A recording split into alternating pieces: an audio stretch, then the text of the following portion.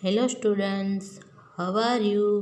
आशा करती हूँ कि आप सभी अपने अपने घरों में स्वस्थ और सुरक्षित होंगे।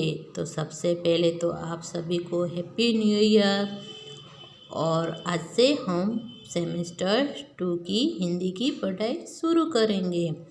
तो हम सेमेस्टर फर्स्ट में हमने लेसन नंबर 10 तक पढ़ाई की थी। तो अब आज से हम लेसन नंबर 11 से हिंदी के सेमेस्टर 2 की पढ़ाई शुरू करेंगे। तो ये जो लेसन नंबर 11 है वो एक पोयम है और जिसका नाम है पतंग यानी काइट। काइट तो आप सभी ने देखा ही होगा। और 14 जनवरी आपको याद है ना, उस दिन काइट फेस्टिवल होता है।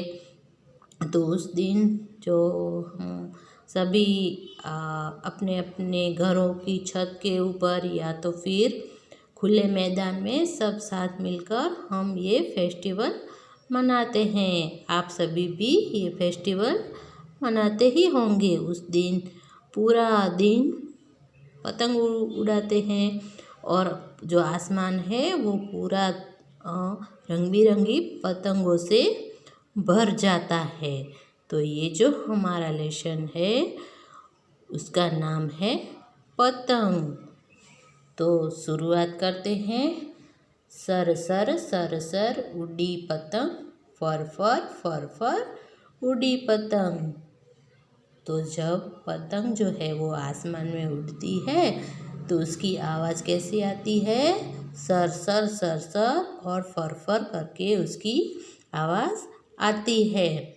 उसको काटा खूब लगाया सैर सपाटा। तो जब सब साथ में मिलके जब पतंग उड़ाते हैं तो फिर क्या करते हैं?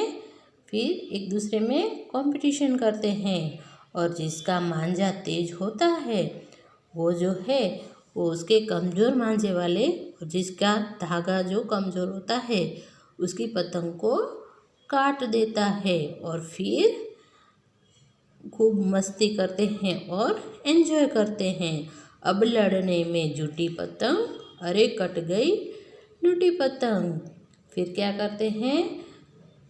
जो सब बच्चे होते हैं या बड़े होते हैं वो भी एक दूसरे के साथ पतंग की कंपटीशन करते हैं और जिसका जो मांझा है, जिसकी पतंग का धागा जो मजबूत होता है वो अपने कमज़ोर मांझे वाले यानी कि कमज़ोर धागे वाले पतंग जिसकी होती है उसके साथ वो लड़ाते हैं। और फिर जो कमज़ोर धागे वाली जिसकी पतंग होती है वो टूट जाती है, फिर कट के गिर जाती है। और जो छोटे छोटे बच्चे होते हैं वो गिरी हुई पतंग उठाने यानी कि लूटने दौड़ जाते हैं। सर सर सर सर उड़ी पतंग, फर फर फर फर उड़ी पतंग। तो ये जो पतंग है वो आसमान में सर सर सर और फर फर करके उड़ती है।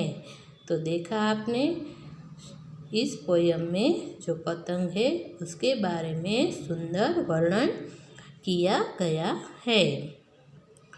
तो अब बारी है एक्सरसाइज की। तो यहाँ पे क्या है? पतंग का चित्र बनाओ। तो यहाँ पे जो खाली जगह है उसमें आपको यहाँ पे काइट का चित्र बनाना है, पतंग का चित्र ड्रॉ करना है और उसमें आपको कलर भी फिल करने हैं। और इसके आगे क्या है? अब कविता बनाए। सर सर सर सर उड़ी पतंग, घंटी बोली। तो घंटी की आवाज़ कैसी होती है? टन टन टन। तो यहाँ खाली जगह में हमें लिखना है टन टन टन। फिर उड़ता कपड़ा। तो कपड़ा जब उड़ता है तो उसकी आवाज़ कैसे आती है? फर फर फर। तो इस खाली जगह में हमें लिखना है फर फर फर। फिर खाली जगह खन खन खन। तो जब चूड़ी खनकती है तो उसकी आवाज़ कैसे आती है? खन खन खन। तो यहाँ पे हमें लिखना है चूड़ी बोली खन खन खन। फिर उसके बाद की है सोचो और लिखो।